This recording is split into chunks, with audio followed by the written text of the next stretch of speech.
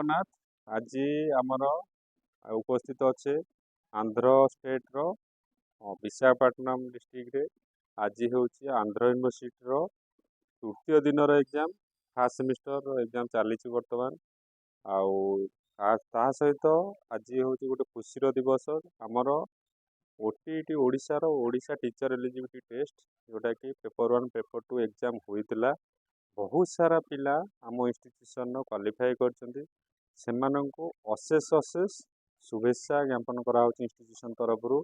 ତା ସହିତ ଯେଉଁମାନଙ୍କର ବି କ୍ୱାଲିଫାଏ ହେଇନି, କିଛି ପିଲାଙ୍କର ହେଇନି, ସେମାନେ କିଛି ମନ ଦୁଃଖ କରିବାର ନାହିଁ।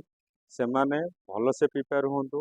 ଆସନ୍ତା ବର୍ଷ ବା ଆସନ୍ତା ଥର ଯେଉଁ ଆସିବ OTET ଏକ୍ଜାମ୍ ଆସିବ, ସେଥିରେ କିପରି ଭାବରେ କ୍ୱାଲିଫାଏ କରିବେ ସେଥିପାଇଁ ପ୍ରୟାସ କରନ୍ତୁ। ଆଉ ଦ୍ୱିତୀୟ କଥା ହେଲା, ଯେଉଁମାନେ OTET କ୍ୱାଲିଫାଏ କରିଗଲେ ସେମାନେ ବସିଯାଆନ୍ତୁନି, କାରଣ ଓଡ଼ିଶା ଗଭର୍ଣ୍ଣମେଣ୍ଟ ଓଡ଼ିଶା ସରକାରଙ୍କର ଡିକ୍ଲାରେସନ୍ ଅନୁସାରେ ପ୍ରତିବର୍ଷ ଜୁନିୟର ଟିଚର 15,000 ଲେଖା ପୋଷ୍ଟ ବାହାରିବ। ସେଥିପାଇଁ ଆପଣମାନେ ଫୋକସ୍ କରନ୍ତୁ, ପ୍ରିପେୟାର ହୁଅନ୍ତୁ, ଭଲସେ ପ୍ରିପେୟାର ହୁଅନ୍ତୁ। କିଭଳି ସେ ପୋଷ୍ଟ ଗୁଡ଼ିକ ସବୁ ଆପଣଙ୍କର ଗୋଟିଏ ପୋଷ୍ଟ ଉପରେ ଲକ୍ଷ୍ୟ ରଖନ୍ତୁ ଆଉ କିପରି କ୍ୱାଲିଫାଏ କରିବେ ସେଥିପାଇଁ ପ୍ରୟାସ କରନ୍ତୁ। ଖାଲି ଆମ ଇନଷ୍ଟିଟ୍ୟୁସନର ପିଲା ନୁହେଁ, ଯେଉଁମାନେ ବି ଅଲ୍ ଓଭର ଓଡ଼ିଶାରେ ଯେଉଁମାନେ ବି OTET ପାଇଁ କ୍ୱାଲିଫାଏ କରିଛନ୍ତି ତାଙ୍କୁ ଅଶେଷ ଶୁଭେଚ୍ଛା ଜ୍ଞାପନ କରାହେଉଛି। ତା ସହିତ ସମସ୍ତେ ପ୍ରଥମ ସୋପାନ ପାରି ହୋଇଗଲେ, ଦ୍ୱିତୀୟ ସୋପାନ ଯେଉଁ ଆମର ରହିଛି ଜୁନିୟର ଟିଚର ପାଇଁ, ସମସ୍ତେ ଭଲସେ ପ୍ରିପେୟାର ହୁଅନ୍ତୁ।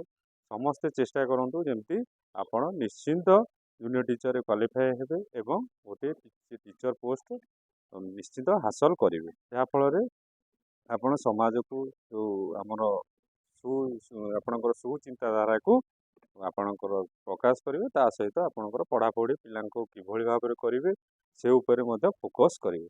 ଆଉ ତେଣୁକରି ଏତିକି ତ କହିବି।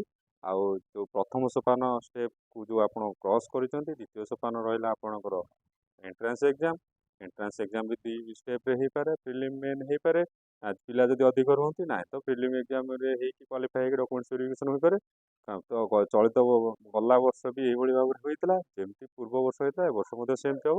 ସେଥିପାଇଁ ଟିକେ ଫୋକସ୍ କରନ୍ତୁ, ପଢ଼ାପଢ଼ି କରନ୍ତୁ। ନାହିଁ ଯେ ଆମର OTET ହେଇଗଲା, ଏଇଠି ଆମେ ଖୁସି ହେଇକି ବ୍ରେକ୍ କରିଦେବା, ସେ ଜିନିଷ ନୁହେଁ।